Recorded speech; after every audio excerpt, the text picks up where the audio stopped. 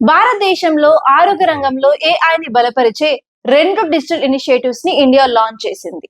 ఇది మన future health care sector లో ఒక గేట్వేగా మారనుంది. వీటి గురించి ఈచ్ అండ్ ఎవ్రీ డీటెయిల్ ఈ వీడియోలో తెలుసుకుందాం. దీని యొక్క బ్యాక్గ్రౌండ్ చూసుకున్నట్లయితే మన ఇండియాలో ఏఐ బేస్డ్ అడ్వాన్స్మెంట్ చాలా వేగంగా పెరుగుతుంది, ఎస్పెషల్లీ ఈ హెల్త్ సెక్టార్ లో. అందుకే మన ఆరోగ్య రంగంలో ఈ ఏఐని యూజ్ చేసినప్పుడు నైతికంగా, పారదర్శకంగా, సురక్షితంగా ఉండాల్సిన అవసరం ఎంతైనా ఉంది. దీనికోసం మన ఇండియా ఏఐ ఇంపాక్ట్ సమ్మిట్ 2026 లో మన union health minister 2 digital initiatives ని లాంచ్ చేశారు.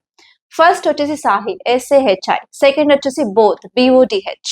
దీని గురించి బేసిక్ డీటెయిల్స్ చూసుకున్నట్లయితే సాహి అంటే SAHI యొక్క ఫుల్ ఫామ్ ఏంటంటే strategy for artificial intelligence in health care for India. ఇది మన ఇండియాకి ఒక road map, especially artificial intelligence ఎలా యూజ్ చేయాలి ఆరోగ్య రంగంలో అని. ఇది సాధారణ టెక్నాలజీ ప్లాన్ కాదు, ఇది governance framework and policy compass.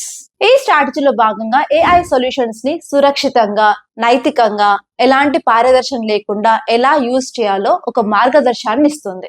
Second వచ్చేసి BOTH. దీని యొక్క ఫుల్ ఫామ్ ఏంటంటే bench marking open data platform for health AI.